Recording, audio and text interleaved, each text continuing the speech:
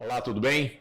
Estamos iniciando mais um podcast do Centro Universitário Farias Brito, hoje debatendo um tema muito importante para boa parte da população, diria para todo mundo, que é políticas públicas para a juventude. Nós convidamos a secretária de Juventude, Adelita Monteiro, do governo do estado do Ceará, uma jovem que está aí brilhando no secretariado do governador Eumano de Freitas, e convidamos também a professora Cíntia Carvalho, ela que é psicóloga, professora e coordenadora do curso de Psicologia do Centro Universitário Farias Brito. Muito obrigado aqui pela presença de vocês duas.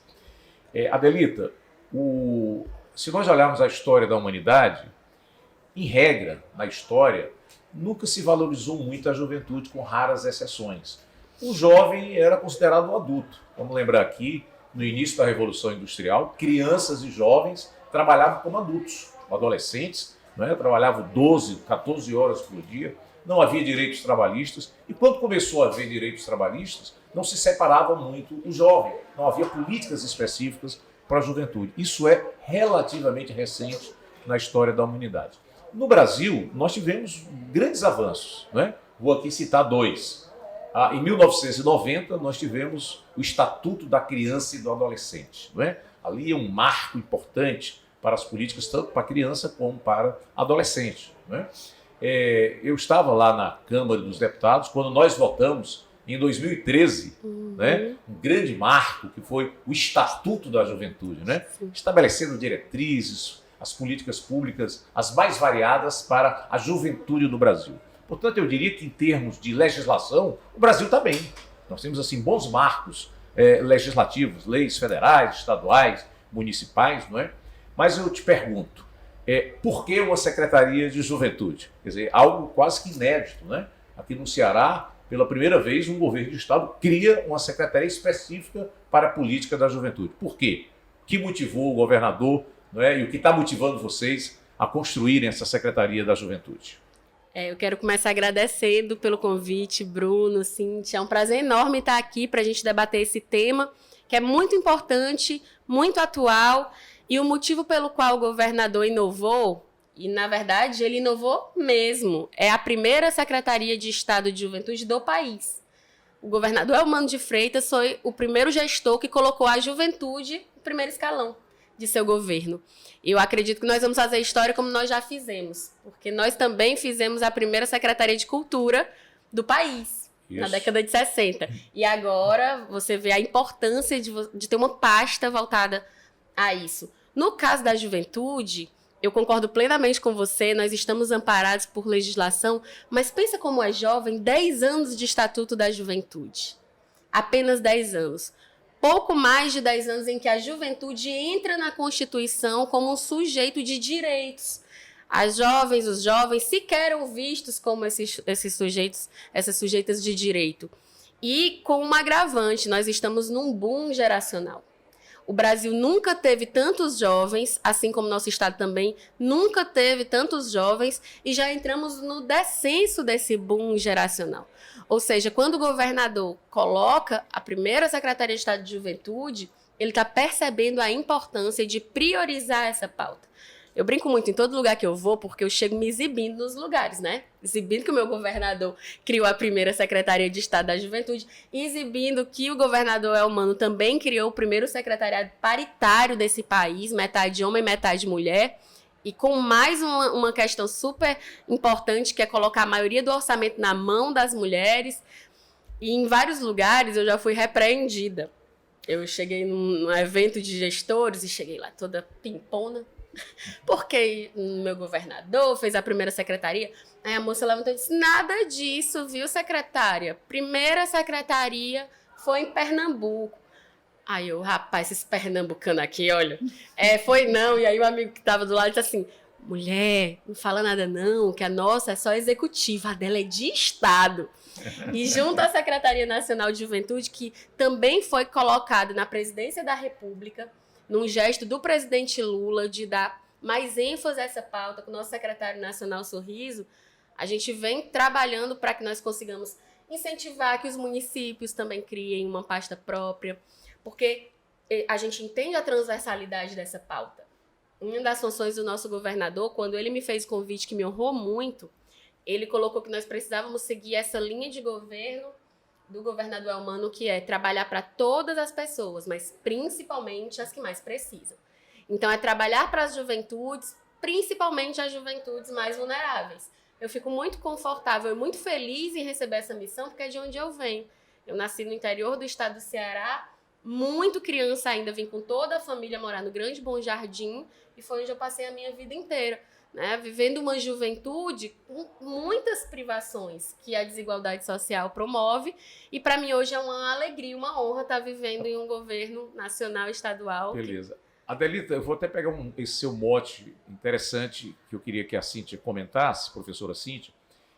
Você sempre fala que não fala da juventude, você fala das juventudes. Isso é um conceito bem interessante. Não há só um tipo de juventude, há várias juventudes, né? Aí eu queria perguntar, professora Cíntia, qual a sua opinião sobre essa secretaria? Há necessidade do poder público criar uma secretaria de juventude? E esse conceito de juventudes, como é que é? Como é que você vê isso? Bom, primeiro eu queria agradecer, né? Um prazer estar aqui com a secretária, com você, Bruno. Muito, muito obrigada pelo convite. Estava escutando a Adelita e estava assim, ficando cheia de orgulho, assim, quanta notícia boa, assim, do nosso estado. Que maravilha. Uma equipe igual, né? 50%, 50%. Essa secretaria. E, assim, como a gente precisa dessa secretaria? Eu estava aqui pensando numa crise, né? A palavra que me veio na cabeça foi crise. Eu penso que a gente tem vivido uma crise política, uma crise de saúde, uma crise econômica e por aí vai, né? E assim, nessa área de saúde, pensando especificamente na juventude, e aí você me pergunta se essa secretaria, ela de fato tem necessidade. Eu acho que essa secretaria, ela é fundamental, porque o adolescente, o jovem, ele está vivendo hoje uma crise dentro de outra crise que é específica da idade dele. Então, assim, do ponto de vista psicanalítico, psicológico, a adolescência, ela é um caminho de atravessamento. Você atravessa a adolescência, você não pode ficar na adolescência. Então, assim, pelo menos 2 crises essa pessoa, esse adolescente vai viver. Ele não tem mais o corpo da infância e ainda não tem um corpo de adulto, então ele está passando por uma crise física, biológica, hormonal. Então, é um estado de instabilidade enorme, porque ele vai do céu ao inferno no mesmo dia. E isso coloca ele numa situação de perigo e de risco muito grande, essa instabilidade física, biológica, emocional, né? E ele também não tem os pais da infância dele.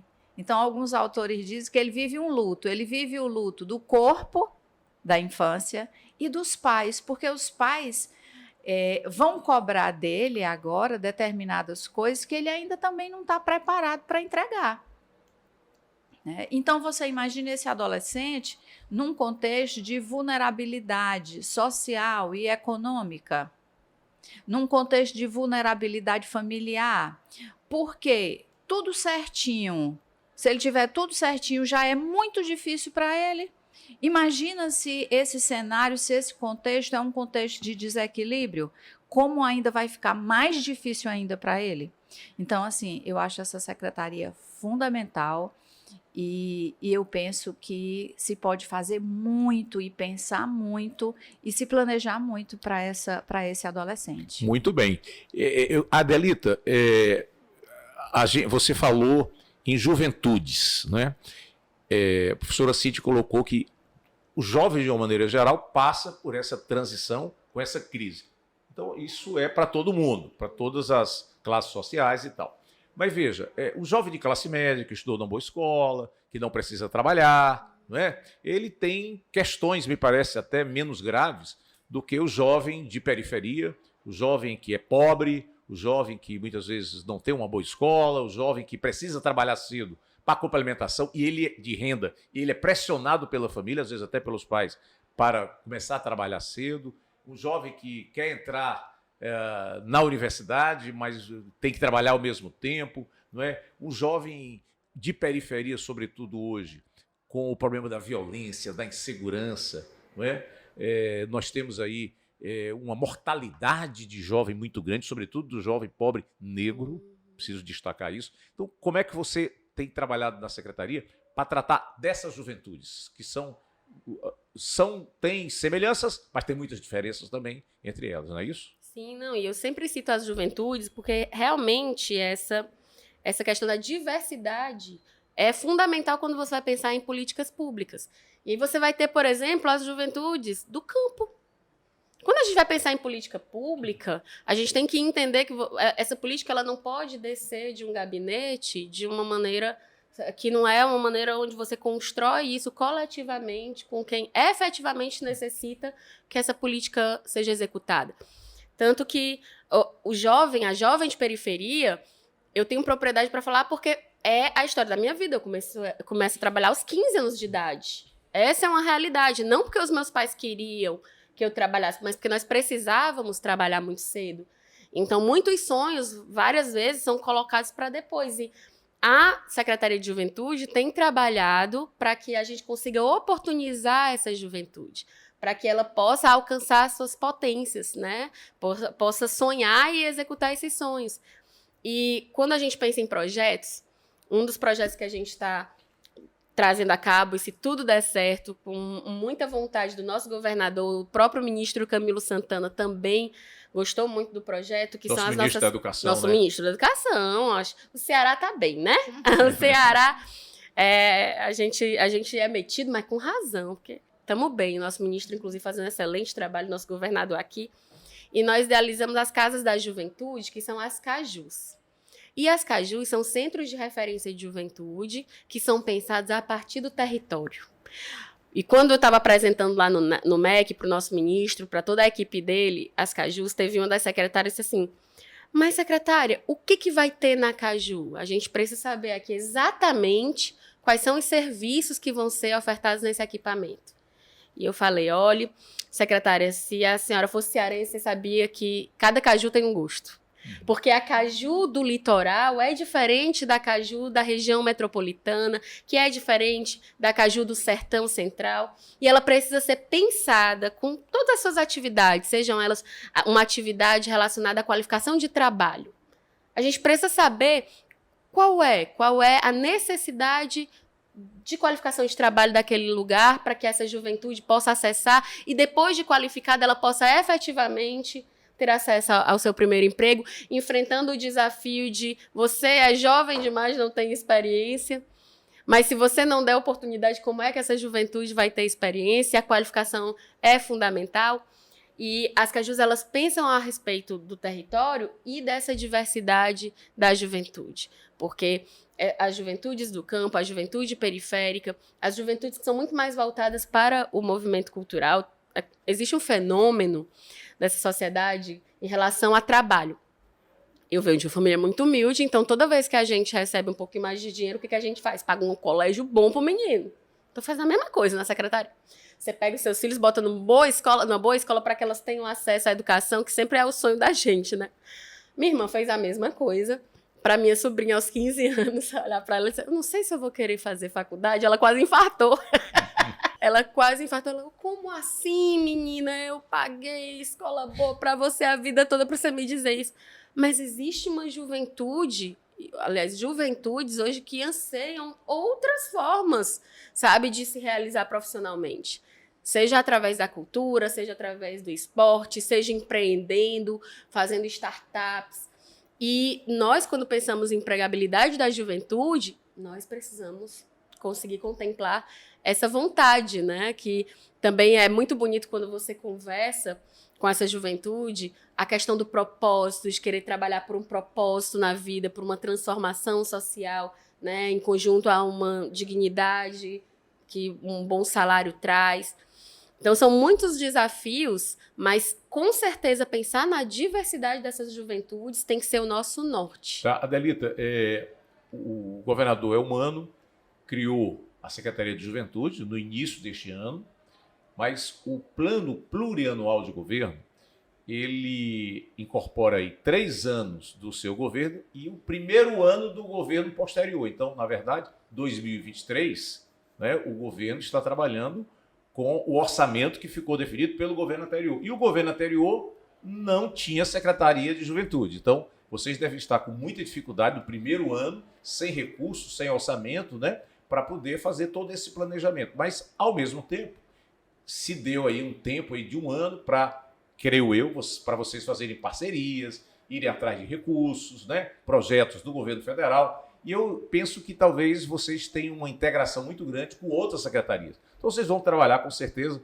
Secretaria da Cultura, Secretaria de Segurança Pública, Secretaria da Educação, muito fortemente, Secretaria do Trabalho, que é interessante registrar que já tinha existido no Ceará a Secretaria do Trabalho e agora o governador Mando resgatou essa secretaria. Hoje há uma Secretaria de Trabalho e Empreendedorismo. Você coloca muito bem. Né? Hoje muitos jovens fazem a opção do empreendedorismo, né? Querem se tornar empresários, startups e tal. Então, como é que está isso? Quer dizer, dentro do governo, você tem buscado essa integração existe? Você acha que nos próximos 4 anos, o que é que nós devemos ter aí de projetos na área da juventude, liderados pela Secretaria da Juventude? Então, esse primeiro ano foi muito desafiador e nós sabíamos que o desafio ia ser grande. Eu agradeço até, Bruno, por você ter colocado essa informação, porque é sofrido, as pessoas não compreendem isso. E eu venho repetindo, não é uma questão de vontade política do governador. Né? Não estava no PPA, então não tem como ter orçamento. O orçamento não é que ele é mínimo. Para o primeiro ano, o orçamento das novas secretarias é 0 e é uma questão de legislação, não é uma questão de vontade política. Mas dá para fazer muita coisa como a gente fez. Eu estava conversando com a professora Cíntia, que, como eu disse aqui, a gente vai já assinar um acordo aqui de cooperação, professora, né, com essa instituição tão importante que é Farias Brito, porque nós estamos com um projeto junto à Fiocruz, que nós conseguimos, um projeto financiado pela própria Fiocruz, onde está sendo feito um estudo a respeito de juventude e saúde no estado do Ceará. Para que depois desse estudo nós tenhamos condição de pensar políticas públicas junto com a Secretaria de Saúde, da nossa secretária Tânia, muito mais assertivas. E a transversalidade da pauta faz com que a gente tenha muita liberdade e muita condição de atuar com as outras secretarias. E a gente vem atuando com as outras secretarias. E quero aqui agradecer publicamente pela disposição das secretárias, dos secretários em atender essas questões. Chegam lá na secretaria e dizem assim, você tem? Eu disse, não tenho, mas tenho o telefone de quem tem. Então, vamos ali atrás. Beleza. E as coisas têm dado certo, assim como com a Assembleia Legislativa, nós conseguimos aprovar uma lei, que é o Agosto das Juventudes, para que a gente possa fomentar mais ações relacionadas à juventude no mês das juventudes, que é o mês de agosto. E uma das funções da secretaria é ser uma articuladora. Dizem assim, todos os projetos de juventude vão para a secretaria. Eu digo, não, e nem é para vir. Uma das coisas que a secretaria tem que fazer é incentivar todo o secretariado a que eles criem cada vez mais projetos e coloquem cada vez mais orçamento em políticas específicas de juventude, além das que a gente já consegue. Como, por exemplo, nós conseguimos R$1.200.000 juntos ao Ministério da Justiça para instaurar o primeiro Escritório Popular da Juventude, que já vai começar agora em fevereiro, em parceria com a UFC, SES e Defensoria Pública. Nós vamos atender toda a juventude do socioeducativo por 2 anos. A gente vai garantir permanência estudantil para os estudantes do direito, inicialmente da UFC, mas querendo ampliar isso com cota de raça e gênero nas bolsas, com uma bolsa digna, e criando, inclusive, um espaço de pesquisa para pensar direitos difusos da juventude, para que essa juventude, quando saia desse local em que ela está, esse jovem, ele está cumprindo medida socioeducativa, ele não é do socioeducativo, e ele tem que sair de lá para ter uma ressocialização efetiva, real. Então, ele tem que sair de lá como um defensor dos direitos da juventude, para que ele volte para a sua comunidade como uma referência. Então, a gente já conseguiu isso. Estamos aqui, na beirinha de conseguir recurso para fazer o primeiro cursinho popular com bolsa para o estudante, né, que vai fazer o cursinho. Eu vivi essa realidade. Essas ideias, não tem nenhuma genialidade nessas ideias. é muito de acordo com essa vivência que várias pessoas da secretaria com quem eu estou conversando têm. Né? Você chega, faz ali o Enem a primeira vez, e eu pedindo dinheiro para os deputados. Eu digo assim, deputado, você tem filho? Aí tenho. Já está em idade de fazer o Enem? Tá. Passou de primeira? Aí tem uns que dizem, passou. Eu digo, essa não é a resposta que eu preciso. Mas se não tivesse passado, o que ele ia fazer? Ele ia fazer cursinho de novo, ele ia estudar de novo. Eu disse, pois é, só que a maioria dos jovens, quando não entram a primeira vez, eles precisam desistir desse sonho. Ou então, ir por um caminho muito mais difícil, que é o de trabalhar e estudar. Eu sei porque eu estudava à noite, trabalhava de dia, para entrar na universidade. Então, a gente quer fazer um cursinho onde esse estudante também tenha bolsa. E já estamos com o recurso garantido lá no Ministério da Justiça, com os últimos trâmites para a gente implementar. Ou seja, a criação da secretaria foi algo muito importante, porque o peso institucional dessa secretaria me dá condição de buscar recurso em Brasília, enquanto a gente não estrutura o orçamento aqui no Estado. Exatamente. Alguém pode estar pensando assim, bom, mas bastava ter uma coordenadoria. Isso alguns governos já fizeram. Mas é diferente do ponto de vista político uma secretária de um coordenador. Sim. A secretária está no mesmo nível dos demais secretários. Então, isso dá peso, né, a qualquer reivindicação, a qualquer questão que seja política pública, seja levantada nessa secretaria. Cíntia, você que lida no dia a dia com teus alunos, com colegas professores, o teu dia a dia é a psicologia. Você deve se encontrar muito com esse tema, né? Porque você colocou muito bem, quer dizer, é um período de transição, é um período que muitas vezes falta emprego, falta escola, falta compreensão da família para essa fase que está se vivendo. O que é que você daria de sugestão, pela tua experiência, para a nossa secretária, né, já está anotando, pegou a caneta aí para anotar, pela sua experiência, o que é que você proporia se fosse secretária de Juventude? Eu estava pensando aqui nesse guarda-chuva, né? Ou seja, na verdade, uma série de ações, de frentes que a gente tem para trabalhar com esse jovem, né? Essa questão da educação, do cursinho, do empreendedorismo. Uma outra frente, que aí eu vou puxar aqui a brasa para a minha sardinha, é essa questão do suporte emocional, né? Porque sem esse suporte emocional fica difícil para ele estudar, fica difícil para ele se sentir capaz, motivado, confiante de atuar, né, de começar um estágio. E a gente tem percebido que nos últimos anos, principalmente depois dos anos de pandemia, a gente tem um adoecimento emocional relacionado aos transtornos de ansiedade, aos transtornos de depressão.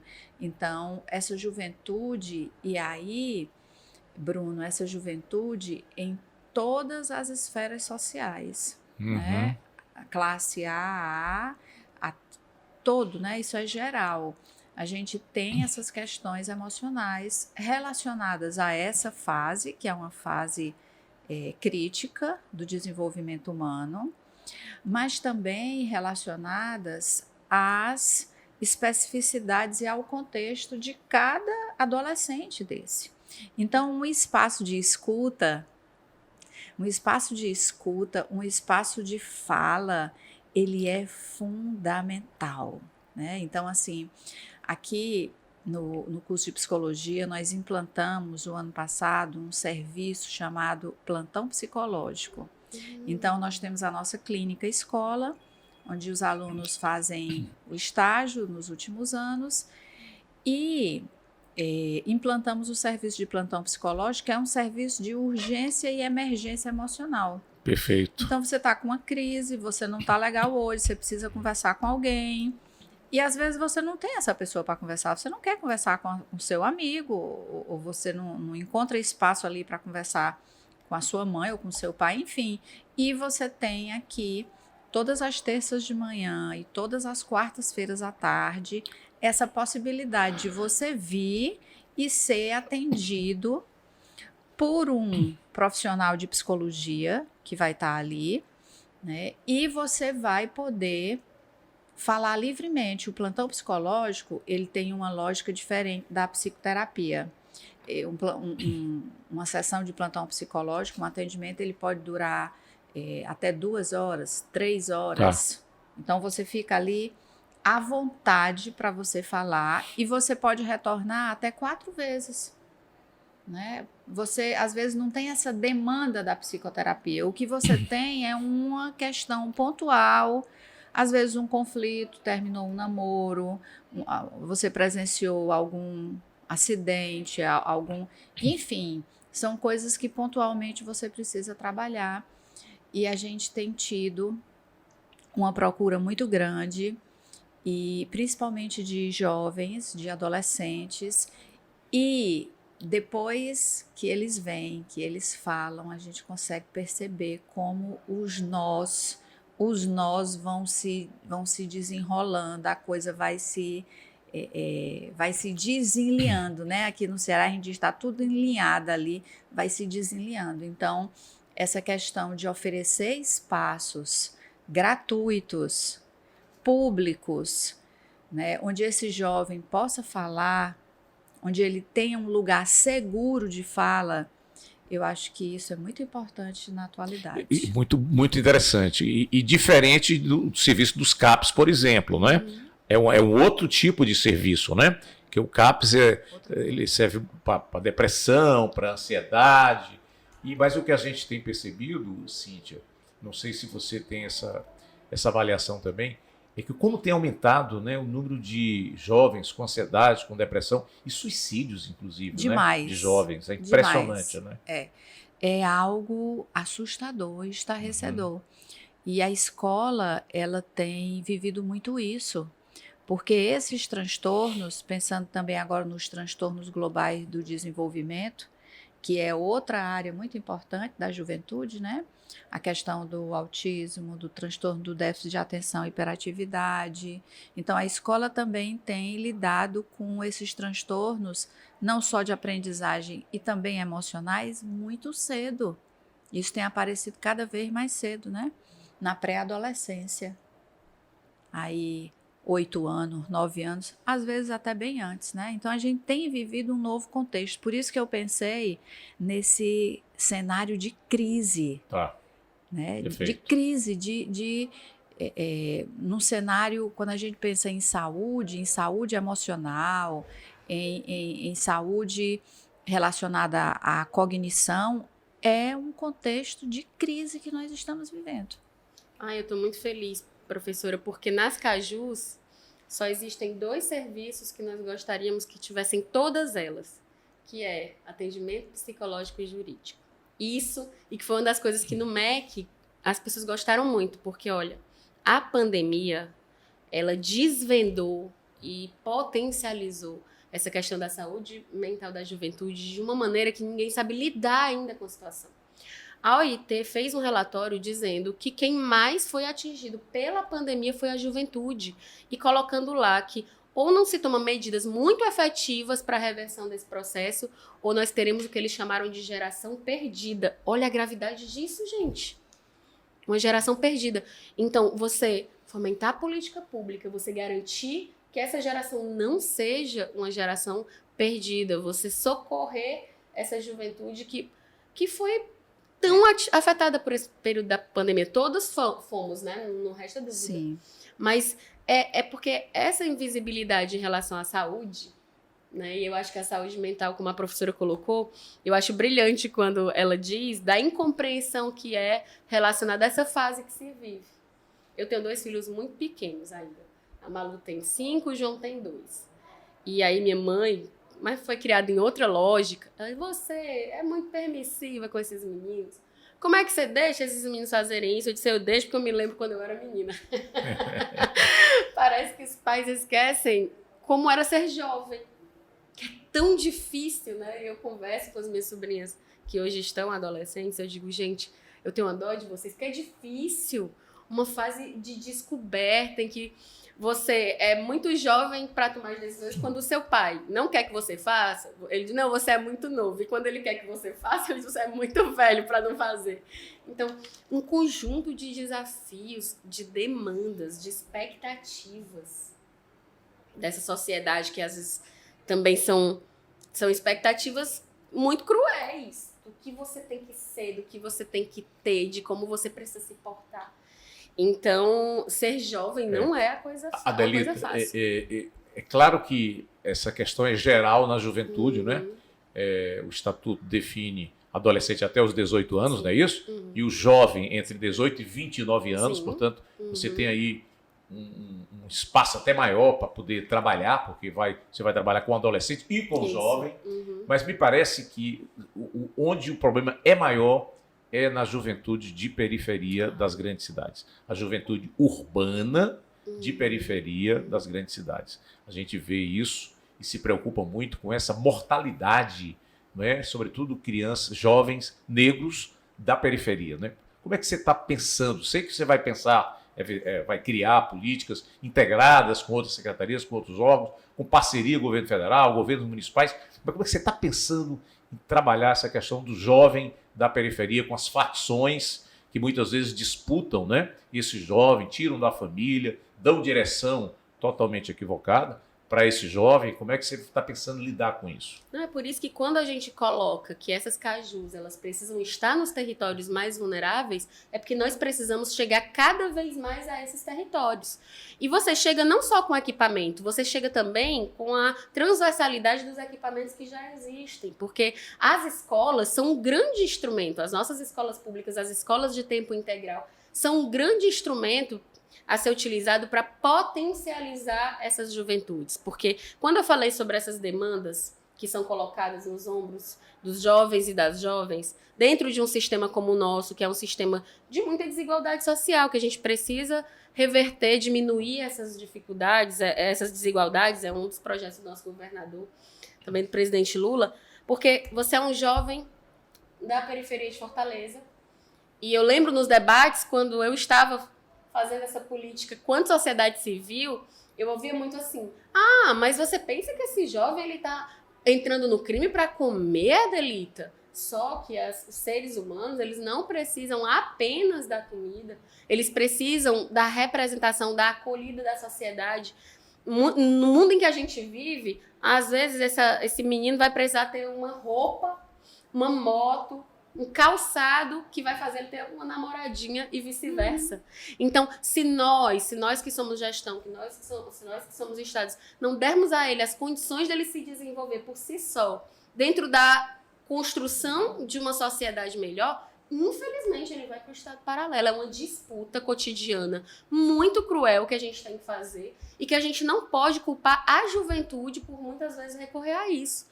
Nós precisamos, e temos na secretaria todos os programas que a gente faz, quando a gente fala que o escritório popular quer pegar esse menino e tirar ele desse lugar de estar cumprindo medida e transformá-lo num defensor de direitos, é porque a gente precisa dar para ele essa perspectiva do que eu posso ser, de como eu posso ser acolhido, de como eu posso ser visto na sociedade. A mesma coisa quando a gente fala que as cajus vão ser pensadas a partir do território, com atividades culturais de qualificação e de trabalho, é a menina talentosíssima que pode virar transista, ela ter essa oportunidade e para ela a melhoria, a dignidade da vida dela não depender de se associar a alguém que está no mundo do crime ou de entrar nesse mundo do crime. Perfeito. É uma disputa constante e é o foco que o nosso governador quer que seja dada para a política. É a juventude mais vulnerável, porque tem outra coisa. A potência dessa juventude também é algo extraordinário. Quando você pega um jovem, uma jovem dessa, e coloca a oportunidade na mão dele, na mão dela, o que é feito é extraordinário. Vamos usar as cotas como referência, gente. Você ouviu muito em discurso conservador de que as cotas iriam fazer a qualidade das universidades baixar. Foi o contrário. Foi o contrário. Hoje a gente tem o debate da permanência, porque... E aí eu tô falando do meu lugar. Eu trabalho muito... Eu sou de uma família de trabalhadores, então eu sempre trabalhei. Mas quando eu vejo o tamanho dessa missão que me foi dada pelo governador, eu olho assim, rapaz, tem que se fazer o máximo disso aqui. Então, a gente só precisa dar essas condições para essa juventude. Se a gente oportunizar essa juventude, ela vai conseguir atingir seus objetivos. Cíntia, eu queria que tu colocasse aqui também essa situação das redes sociais. Quer dizer, as redes sociais, claro que tem benefícios inúmeros, não é? Mas me parece também que a rede, a internet, ela cobra do jovem um modelo, um posicionamento, né? é admirado, aquele influencer que tem isso, que tem aquilo, que tem a roupa bacana, que tem um carro bacana, e que muitas vezes aí se junta aí como conseguir mais facilmente esses bens para eu ser valorizado, reconhecido na sociedade. Você não acha que as redes sociais, e hoje está tendo inclusive esse debate, né, no Congresso, quer dizer, de até apenar, inclusive, órgãos de comunicação se reforçarem, se não conseguirem provar de que aquilo está realmente acontecendo, aquela informação que é dada, muitas vezes, sobretudo nas redes sociais, e que isso acaba chegando à grande imprensa também. Queria que tu colocasse essa situação. Não é uma situação que agrava tudo isso que nós estamos conversando aqui, discutindo? Agrava demais. Eu estava pensando nessa expressão que a Adelita usou, uma geração perdida. Perguntaram para Freud uma vez o que era saúde para ele. Ele disse que saúde era quando uma pessoa conseguia trabalhar e amar bem. Então, a saúde para ele estava relacionada a uma atividade que pode ser laboral, uma atividade, né? E a questão dos relacionamentos. E eu estava pensando justamente na juventude. É uma época em que você tem que decidir e dar passos muito importantes justamente nessas duas áreas. Então, você vai fazer o quê? Por que eu tenho que fazer uma faculdade? Eu lembro uma vez, tem uma tia que mora na Alemanha há muitos anos, e eu estava com ela como se fosse um salão de estética, né? E aí eu tinha a pessoa que estava atendendo, a profissional, e aí eu disse, tia, ela é formada em quê? Ela disse, não, Cíntia, ela não é formada não, ela é técnica na área de estética. Eu disse, vale, que interessante, porque no Brasil, assim, uma faixa de jovem, todo mundo tem que se formar, né? Porque senão... E aí eu estava pensando aí nesse adolescente, nesse jovem, que ele não quer fazer aquele curso de graduação, aquela faculdade. Ele quer fazer estética, ele quer fazer uma outra coisa. E aí? Né? Então, assim, essa questão do trabalho, que o nosso jovem ele tem uma dificuldade hoje de se inserir, né? O que é que eu vou fazer? E também essa questão dos relacionamentos, né, que é uma questão também muito séria, a questão da sexualidade, né, que a gente não vamos deixar para o outro podcast essa questão da sexualidade. Né? A diversidade, a né? diversidade, né? Então, assim, uma geração perdida, e aí eu penso a partir do ponto de vista laboral, da ocupação, e também a partir do ponto de vista dos relacionamentos. E a questão das redes sociais me coloca muito a contrapartida dela, que é a solidão. Então, você tem os grupos, você tem as redes sociais, você tem a questão da imagem, que para o adolescente é crucial e é muito terrível ele ver aquela colega ou aquela pessoa que ele nem conhece, mas que tem aquele nariz perfeito, que tem aquele corpo perfeito, né? E isso confronta ele com a crise que ele está passando. Então, isso deve ser extremamente angustiante para alguns adolescentes, né? E a gente já tem crimes relacionados a isso, né? Ao vazamento aí de fotos, isso. A questão da internet, acho que é um crime em relação ao uso da imagem na internet, que começou... Né, teve início, inclusive, com a atriz Carolina Dickmann, né? Então, a gente tem tudo isso aí e a gente também não pode ser radical e dizer e condenar, né? Então, existe muita coisa boa, existem os pontos positivos e existe esse excesso. Eu acho que hoje a gente vive um excesso de tecnologia, né? Foi feita uma pesquisa... e o brasileiro é ele que está mais tempo nas redes sociais, né? Então, e fazendo o quê, né? Assim, qual é o proveito disso, né? Então, essa questão das redes sociais e desse consumo está muito relacionado, e quanto menos o jovem sabe quem ele é, que aí é uma questão de identidade, é por isso que a terapia é importante, o apoio terapêutico, porque eu preciso saber quem eu sou, né? A Adelita várias vezes ela falou aqui sobre a história de vida dela, de onde ela vem, o que ela construiu, onde ela chegou. Então ela traz essa história de vida dela, sabe quem ela é, né? Então, o jovem precisa fortalecer esse senso de identidade, quem eu sou. Porque quando eu sei quem eu sou, eu sei o que eu quero, o que eu quero trabalhar, eu sei como me relacionar, então eu sou menos refém desse apelo do consumo e desse apelo da tecnologia e desse apelo das redes sociais. Eu sou menos refém. Eu digo, não, isso aqui não, peraí, isso aqui não tem a ver comigo, não. Isso aqui, então, acho que é isso. Você agora, uma síntese aqui do teu pensamento, me lembrei aqui da filosofia grega, né? Conhece-te a ti mesmo e nada em excesso, né? É a síntese da sabedoria grega, né? Mas aí, Adelita, como é que você está pensando aí os próximos 3 anos? Estamos concluindo o primeiro ano de governo do governador Eumano de Freitas, você tem mais 3 anos com a sua equipe, né?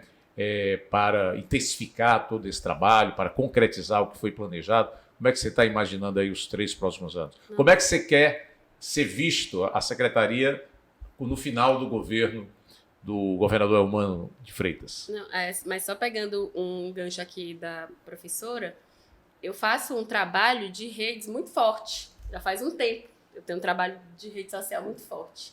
E é um trabalho político nas redes sociais, com humor, com muita cearensidade.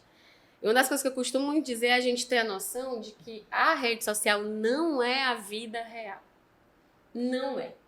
Eu lembro que uma vez uma grande amiga, que a gente infelizmente passa muito tempo sem encontrar pessoalmente os nossos amigos, e ela disse, mas eu tô muito feliz porque você tá muito bem, porque eu acompanho o seu Instagram. Ah, não, né? Que você não acha que a minha vida é o que eu mostro no Instagram, porque não é possível. Porque a gente seleciona ali o que a gente quer mostrar.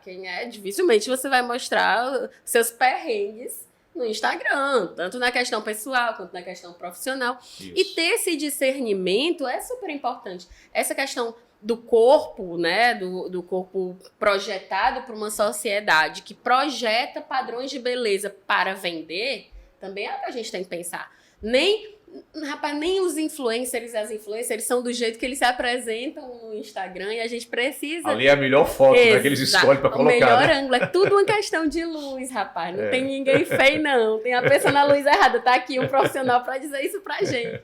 Então, você ter essa maturidade de compreender e parar com essa comparação, que é outra lógica que eu acho que a gente também precisa perder. Nossos jovens, por favor, não fiquem se comparando, porque cada um tem sua vida, sua trajetória, seus anseios. Os anseios da professora Cíntia, por exemplo, uma psicóloga de excelência, se eu fosse me comparar a ela, querer ser o que ela fosse, eu ia deixar todo mundo enlouquecido no meu consultório, porque eu não tenho aptidão para isso. Então, assim, você saber quais são as suas escolhas, como você falou brilhantemente, se conhecer para entender suas escolhas ao invés de se comparar, né? Eu acho que e a rede social é uma questão muito importante que não pode ser deixada de lado e que a gente tem que ter questões de educação mesmo, educação digital. Como você usa essas redes da melhor maneira, porque ela também é muito democrática. Ela também te faz chegar a lugares que antigamente você não conseguia chegar. Então, pensar uma educação digital para a juventude está nos nossos planos para os próximos 3 anos. Assim como nós precisamos fazer um plano estadual de juventude. É algo que é importantíssimo, que você pensar esses projetos, essas políticas públicas para 10 anos. Porque eu vou dizer uma coisa, viu, Bruno? O único legado que eu gostaria de deixar para a Secretaria de Juventude é que ela estivesse muito fortalecida quanto um instrumento das juventudes do estado do Ceará. Porque nós que estamos na gestão, tanto que a gente se apresenta, né, como estou, porque a gente é passageiro, isso aqui, e passa rápido, gente, eu nem vi esse ano passar. Mas o importante é que quando a gente saia, o próximo, encontre todo um legado que possibilite fazer ainda mais políticas públicas. Eu escuto isso o tempo todo da secretária, viu, em relação ao seu trabalho. Então, se eu for 10% do que você foi, para mim já está valendo. Que é construir essa estrutura maior que a gente não é nada. Então, é fortalecer as políticas públicas de juventude para dar oportunidade para essa juventude mais vulnerável no campo da cultura, do esporte, do lazer, da empregabilidade, das políticas pensadas pela juventude, para a juventude, dentro desses centros de referência territorializados e onde a gente também consiga ser um grande sistema de rede. A secretaria, ela não precisa estar à frente de tudo. Ela precisa ter suas atividades finalísticas, mas ela precisa principalmente ser fomentadora das políticas por conta da transversalidade. Eu tenho várias colegas com muito orçamento nas suas pastas e uma das minhas funções é ficar lá cutucando para que esse orçamento seja voltado para a nossa jovem e para o nosso jovem. Perfeito. Então é isso Perfeito. que a gente está tentando fazer. Professora Cíntia, e as suas palavras finais aqui do nosso debate? O que é que você teria que dizer aqui para a Adelita e para os que estão nos escutando aqui no podcast e vendo? Eu queria dizer que foi assim um prazer enorme participar dessa conversa e ouvir essas perspectivas, esses planos, né? E assim, uma coisa que eu diria para nós que somos pais, né? Quando seu filho chegar na adolescência, lembre da sua adolescência.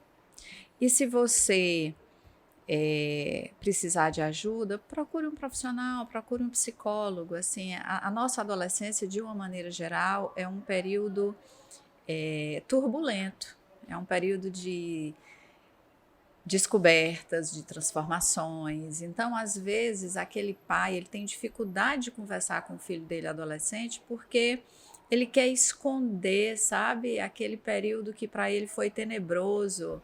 Então, não esconda, não. Encare isso como uma oportunidade de você visitar você enquanto adolescente.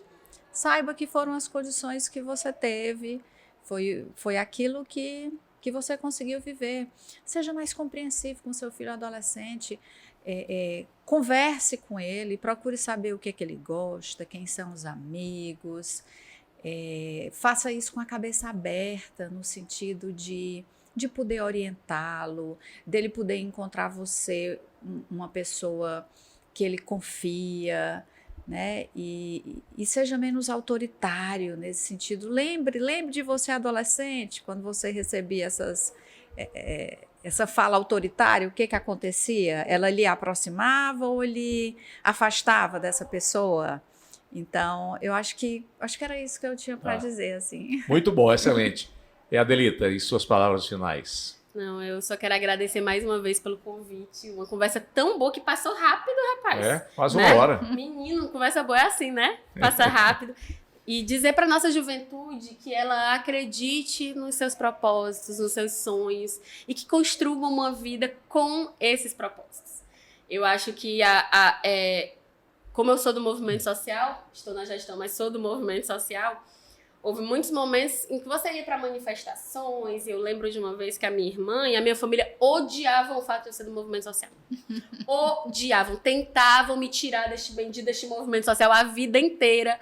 Teve um tempo que eles diziam, não, deixa a fase, né? Mas aí o amadurecimento também, professor, faz você perceber que não era por mal, era um cuidado, né?